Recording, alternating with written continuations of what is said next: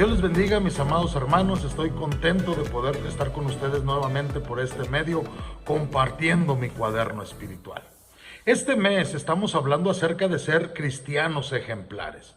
Ya hemos hablado de que un cristiano ejemplar tiene una vida organizada con prioridades bíblicas. Esta semana nos estaremos enfocando en que un cristiano ejemplar es amable. El pasaje de hoy está en Tito capítulo 3, versículo 2, donde dice que no hablen mal de nadie, que no sean pendencieros, sino amables, mostrando toda mansedumbre para con todos los hombres. Aquí Pablo pasa de hablar de cómo han de vivir los creyentes en la iglesia, esto lo habló en el capítulo 2, a cómo deben vivir en la sociedad. Como este pasaje de Tito y muchos otros en el Nuevo Testamento lo dejan en claro, no debemos de ocuparnos tanto en tratar que la conducta social se conforme a la fuerza a nuestros estándares, de tal manera que lleguemos al punto de convertirnos en enemigos de aquellos a quienes nuestro Señor nos ha llamado a ganar para Él. Debemos rechazar el pecado y nunca hacer concesiones en lo que respecta a los estándares de justicia y de la santidad de Dios. Pero es obvio que Pablo estaba comprometido con todas sus fuerzas a cumplir el mandato divino de evangelizar, y lo manifiesta al escribirle esta carta a Tito.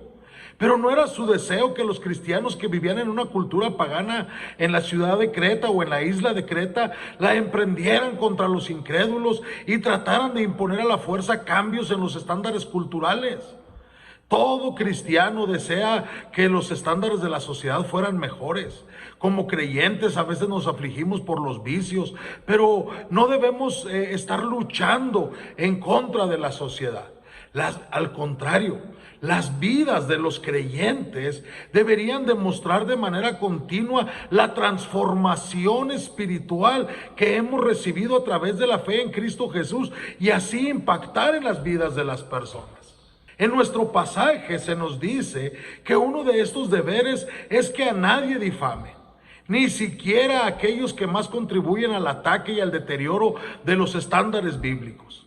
Porque aún mientras luchamos contra los peores pecados cometidos por los peores pecadores, nunca debemos rebajarnos a difamar a aquellos cuyo pecado detestamos. Difamar es la traducción de una palabra de la cual proviene la palabra en español blasfemia. Tiene que ver con calumniar, maldecir, tratar con desprecio, y esto nunca se puede hacer con una limpia conciencia. Es trágico que muchos cristianos llegamos a hablar con menosprecio de políticos o de otros personajes públicos sin darnos cuenta que estamos estorbando a la obra de redención. Otro deber es que los creyentes no sean pendencieros, lo cual significa que deben ser amistosos y pacíficos hacia los perdidos en lugar de ser contenciosos y unos buscapleitos. En una sociedad impía e inmoral es fácil enojarse con quienes la corrompen, es fácil condenarlos y descartarlos como personas sin esperanza y como si estuvieran fuera del alcance de la gracia de Dios. Lo cierto es que no tenemos derecho alguno de volvernos hostiles cuando los incrédulos actúan como incrédulos. También debemos ser amables.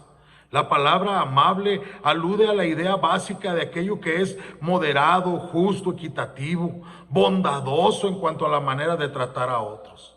Algunos se refieren a esta virtud como la capacidad de ser razonables con dulzura. Es la actitud de aquel que no sospecha ni guarda rencores, sino que siempre da a los demás el beneficio de la duda.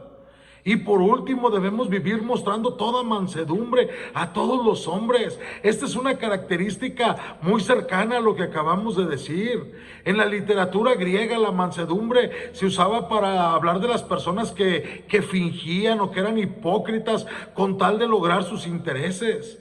En cambio, el Nuevo Testamento siempre se emplea esto como una referencia a la consideración, a la mansedumbre, es ser humildes. ¿Y qué más grande ejemplo de mansedumbre que nuestro Señor Jesucristo? La mansedumbre genuina y de corazón para con todos los hombres es una de las virtudes espirituales más fundamentales. Y tú y yo, hermano, como seguidores e imitadores de Jesucristo, nuestro llamado no es a combatir por nuestros derechos o privilegios. Más bien, es vivir en este mundo de corrupción en sujeción y obediencia a la autoridad humana, haciendo buenas obras, sin difamación alguna contra los demás y no siendo pendencieros, sino amables y mansos. De esta manera, vamos a demostrar el poder y la gracia de Dios para transformar a los pecadores y hacerlos semejantes a Él mismo. Que el Señor te bendiga.